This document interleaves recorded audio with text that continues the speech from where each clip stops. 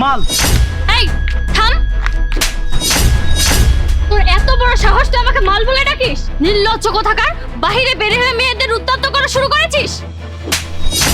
তোর সাহস কি করে হলো আমার গায়ে হাত তোলার? কিছু করার আগে, কিছু বলার আগে ভালো করে যাচাই করে নিবি কার সাথে কি বলছিস, কি করছিস। কি? একে তো তুই আমাকে মাল বলে ডাকছিস, তারপর আমাকে উত্তপ্ত করছিস, আর আবার আমার গায়ে হাত তুলছিস। কমসে কম নিজের মধ্যে লজ্জা যুক্ত কর।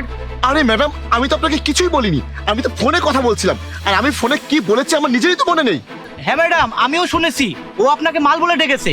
আর ও ছাড়া এখানে আর কে বা আছে? এরা বড়লোক বাপের ছেলেরা, এরা এরকমই হয়। এরা শুধু রাস্তায় বের হয় মেয়েদেরকে উত্ত্যক্ত করার জন্য। এদের কাছে অনেক টাকা পয়সা আছে, আর এদেরকে কেই বা কি বলবে? এবার সাক্ষীও পেয়ে গেলাম, এবার কি করবি তুই? এখানে যে আছে সেও শুনেছে, সেও বলছে তুই বলেছিস। দেখুন ম্যাডাম, আমি কিছু বলিনি, আমি তো ফোনে কথা বলতে বলতে যাচ্ছিলাম। আমার তো মনে হচ্ছে এই ছেলেটাই বলেছে। এই ছেলেকে দেখে লুচ্চা লাফাঙ্গা মনে হচ্ছে। আপনি আন্দাজে এসে আমার গায়ে হাত তুলেছেন, আর যখন আমি সেটার প্রতিবাদ করেছি তখন আপনার সমস্যা বেড়ে গেল। দেখুন ম্যাডাম, আমি অনেক ইম্পর্টেন্ট আমার একটা কাজে যাচ্ছি, এখানে ফালতু ব্যাপারে টাইম ওয়েস্ট করার মতো টাইম আমার নেই। এই থাম, কোথাও যাবে না, আমি এক্ষুনি পুলিশকে কল দিচ্ছি। আরে না না আন্টি, আন্টি আপনার ভুল হচ্ছে, এই আঙ্কেল আপনাকে মাল বলে ডাকেনি। আরে বাবা, তুমি কিছুই জানো না, আর তোমাকে ওনার সাফাই গাইতে হবে না। দেখো ওই ছেলেগুলো দাঁড়িয়ে আছে না, ওরা আমাকে বলছে ওনারাও নাকি এ কথা শুনেছে।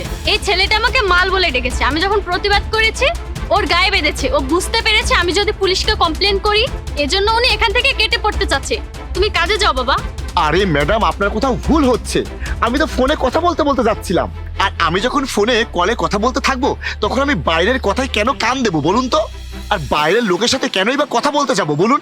আরে আমি তো বলছি আমি ফোনে কথা বলছিলাম, এবং আমি ফোনে কি বলেছি সেটাই আমার মনে নেই। দেখুন ম্যাডাম, আমার মনে হচ্ছে এই ছেলেটাই বলেছে, কারণ এছাড়া তো এখানে আর কেউ নেই। ওরে বাবা, চোরের মেয়ে বড় গলা, ও এখন আমার হয়ে কথা বলছে, আমার হয়ে সাক্ষী দিচ্ছে। এই জন্য তুই ওকে দোষী সাব্যস্ত করতে যাচ্ছিস? দাঁড়া, আমি এক্ষুনি পুলিশকে কল করছি, তারপর না সব সত্যিটা বেরিয়ে আসবে। আরে না না আন্টি, আমি ওই দিক দিয়ে আসছিলাম, আমি দেখেছি এবং শুনেছি ওই আঙ্কেলটা আপনাকে মাল বলেছে। আর আপনি যাকে দোষী করছেন সে তো ভালো মানুষ, সে ফোনে কথা বলতে বলতেই যাচ্ছিল। মাল। এই থাম, তোর এত বড় সাহস তুই আমাকে মাল বলে ডাকিস? নির্লজ্জ কোথাকার, বাহিরে বের হয়ে মেয়েদের উত্ত্যক্ত করা শুরু করেছিস। দেখুন ম্যাডাম, আমি তো আপনাকে বলেছিলাম যে আমি কিছু বলিনি। আর একে তো আমি শুধুমাত্র তোর মতো লুচ্চা লাফাঙ্গার জন্য এই মেয়েটা আমার গায়ে হাত তুলেছে, আর আমি ওর গায়ে হাত তুলেছি।